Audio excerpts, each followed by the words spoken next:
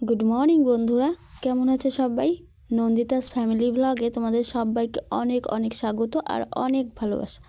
আশা করছি তোমরা সবাই খুব ভালো আছো আর আমিও অনেক ভালো আছি।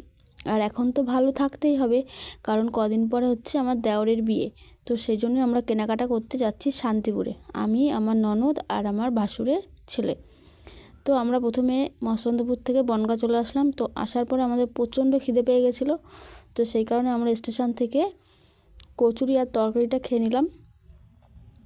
মানে তরকারিটা খুব সুন্দর হয়েছিল আর কচুরিটাও খুব ভালো করেছিল ওরা, একদম নরম, খুব সুন্দর হয়েছিল খেতে।